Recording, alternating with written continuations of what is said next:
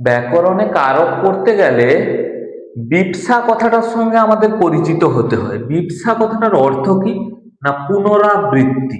পুনরাবৃত্তি মানে বারবার কোনো একটা শব্দ যদি বারবার ফিরে আসে কোনো একটা বাক্যের মধ্যে, তখন তাকে বিপসা বলবো।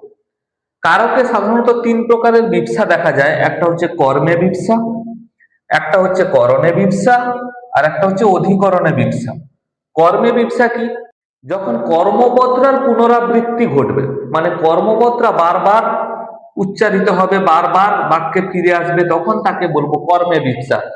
যেমন দেখো, জনে জনে বলেছি, কাকে দিয়ে প্রশ্ন করলে আমাদের কর্মকারক বের হয়? তাহলে কাকে বলেছি? না জনে জনে বলেছি। এটা হচ্ছে কর্মে বিপসা, কর্মপত্রার পুনরাবৃত্তি ঘটছে। করণে বিপসা দেখো, পুষ্পে পুষ্পে ভরা সাক্ষী। সাক্ষী মানে গাছের ডাল, গাছের ডালটা ফুলে ফুলে ভরা।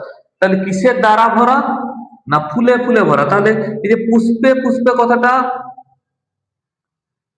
পুষ্পে পুষ্পে কথাটার পুনরাবৃত্তি ঘটলো, এটাই হচ্ছে করণে বিপসা।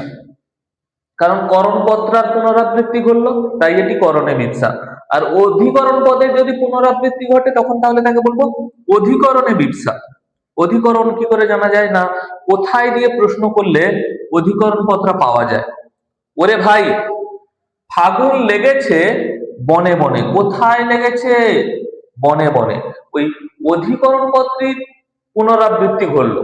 কোথায় দিয়ে প্রশ্ন করলে অধিকরণ পদ পাওয়া যায়? এই যে দেখো, কোথায় দিয়ে প্রশ্ন করে উত্তর পেলাম বনে বনে। তাহলে অধিকরণ পদটা দুবার ব্যবহৃত হয়েছে, দেখো পুনরাবৃত্তি ঘটেছে। তাহলে এটা হচ্ছে অধিকরণে বিপসা। তাহলে বিপসা মানে পুনরাবৃত্তি। যখন বাক্যে একই পদের পুনরাবৃত্তি ঘটবে, তখন তাকে বলবো বিপসা। কর্মপদের পুনরাবৃত্তি হলে কর্মে বিপসা, করণ পদের পুনরাবৃত্তি হলে করণে বিপসা, আর অধিকরণ পদের পুনরাবৃত্তি হলে অধিকরণে বিপসা।